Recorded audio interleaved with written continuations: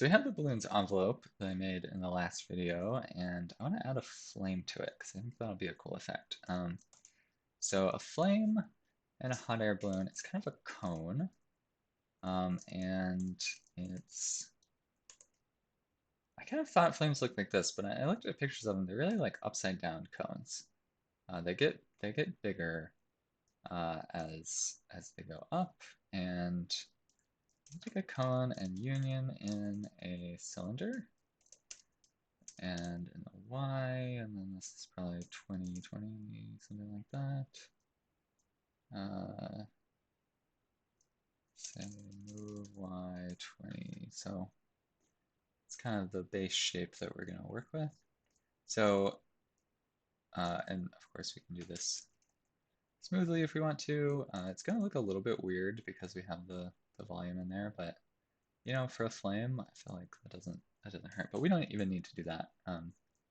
This will work as a base for a flame effect.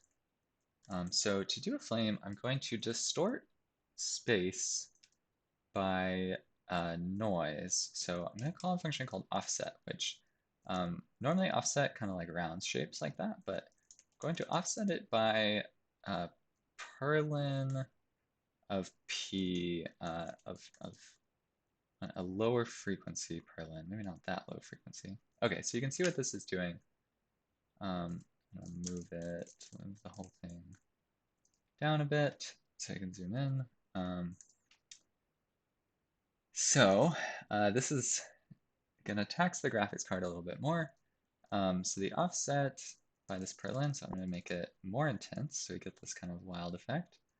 And instead of symmetrically doing this, maybe I'll do it like the opposite of that, maybe. So I want it to be kind of higher frequency in one direction, but that means making this value smaller. Okay, so yeah, maybe just that. So that's a little bit, let's make that smooth so the offset's not discontinuous. Okay, so this looks really bad, and you can see, if we go into our debug view, you can see that tons of rays are overshooting and landing like outside of the shape, and that's fine. It doesn't actually matter. Make this a little bit more intense and a little bit lower frequency. So I can make it a bit larger. Actually, I feel like this maybe should be a cone as well. And then I don't have to do this union. And then I don't have to move it up either. Yeah, that's better. So yeah, that's kind of like the shape of fire. Okay, so now I'm going to distort this by this wild amount. Smoothly. And it doesn't really look like fire at all, I'd say. But I can. So we're taking Perlin noise of a 3-component vector. Let's add a 4th component, which is t. Okay, so kind of cool. That's maybe not great. So instead, let's instead of just having this randomly change, let's have it kind of give this illusion of motion upwards. So I'll add that. And I'll do that after I scale everything down so that I can actually see the effect. Perfect, exactly what I wanted. Times P. Okay.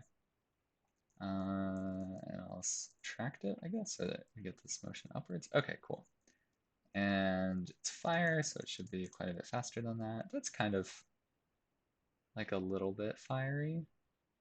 Yeah, it's kind of goofy the way that it bubbles. I feel like the effect needs to be larger than the radius itself, like that. Okay, so this is kind of fire. It's not great, but when it's inside the hot air balloon, you're not really gonna notice, I think. So let's make it look slightly more like fire. by taking color, and fire is kind of this orangey color, like that. And it should mix in some yellow. So let's mix between these two values, yellow and red, by a factor of the normal in the y direction. So just so that's kind of bothering me, I'm just going to slow down the ray marcher so that we don't get all these artifacts, and you can see the effect. Still overshooting occasionally, but that made a big difference. So that's pretty good, but maybe that should be actually negative. Does that look more like fire? Let's see it in motion. Yeah, that's okay. I feel like fire should also get hotter towards the top, so I'm going to add white, but I'm going to smooth step it based on y from 0 to like 100, 200. So it kind of brightens as it gets towards the top, and we get this kind of blown out flame. We're only going to see this from these angles. That's a little bit too purple, which is kind of cool, but I don't know. Let's lower the saturation slightly. Okay, so that's like a flame, a little bit. Yeah.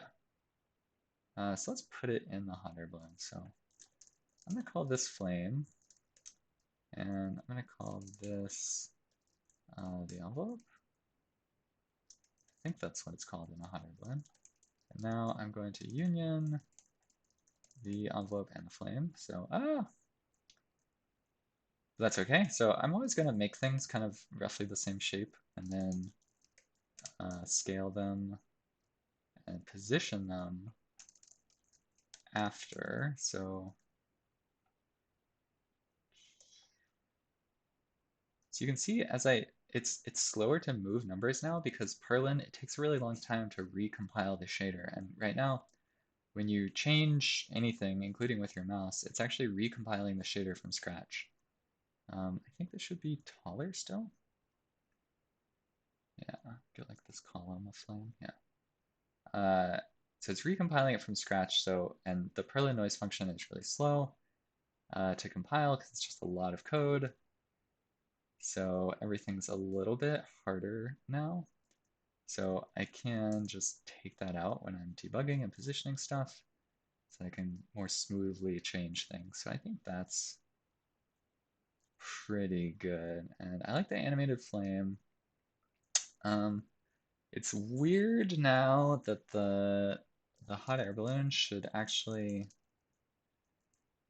it should respond a little bit to this, I think. It looks unnatural. So I'm going to add to the current color, I'm going to add in some yellow probably. And I'm going to scale it by smooth step, our old friend of y from bottom to bottom plus. Actually, it shouldn't vary on the y-axis. It should actually vary by the length of it, I think. So smooth step based on the length from, let's say, 0 to 25. So the distance between P and this bottom point, which is that. So from 0 to 25, I want this to vary from 1 to 0. Is that good? 25 is probably too low. 50? 100? 150? Oh. More than I expected, but sure. So it's kind of giving me like a little bit of a fire effect, which is nice. I'm gonna multiply it also by some Perlin noise of times 5t, and Perlin noise is probably not the right noise to use here, because it's very expensive. We could just use a sine wave or like a few sine waves mixed together and get exactly the same effect, but I'm gonna use this to kind of flicker it. And this is all going to be as much too intense of an effect. Yeah, so we kind of mixed in some fire. And really the right way to do this is to add a light down here, like a point light that has kind of a warm color and that doesn't cast shadows, so it can shade the outside of the envelope. So that looks pretty good. Another thing I want to do that's bothering me about this hot air balloon is there's not a lot of definition in these ridges, and we should see a little bit of ambient occlusion. So I'm gonna color the envelope, and then I'm just gonna color it again because I'm lazy. So I'm gonna multiply this by the occlusion factor, but before I do this, it's gonna look bad for a second before it looks good. So C times the occlusion factor, and it's freaking out because of some reason that I don't understand. Why is it doing that? It's because my parents are not balanced. Just story of Lisp. Okay, so I multiplied it by the occlusion factor, which made everything darker. And the reason it did that is the occlusion is calculated by sampling the distance field near the points and seeing how far it basically shoots a ray out from the normal and asks, uh, shoots a ray like a distance of 1, and then it asks, what's the distance? And if the reported distance is less than 1, it's going to say, okay, I'm occluded. There's something near me. But this doesn't actually work because our distance field is super weird and full of like stretch factors, and we like warped space and squish this envelope. So to get around this, I'm just going to take the occlusion and smooth step it to like 0.5 to 1. 1 to 0.5. Take that 0 to 1. I did that wrong. So I'm basically just chopping off some of this. Oh, that looks terrible. I'm doing this wrong. So occlusion will be very low, uh, like this. And so I want to affect the amount. And I'm actually occluding this by, say, 0.8 or so, 0.9. I just want kind of the subtle effect. And I want the minimum, the maximum, not the minimum. Okay, I was doing this wrong in every way I could. So this is going to give me 0, 0.5 to 1. We're gonna get this darkening in the kind of folds where the ambient occlusion is something. I feel like I want this to max out at something higher, 7.5, yeah. So we kind of deepen this a little bit.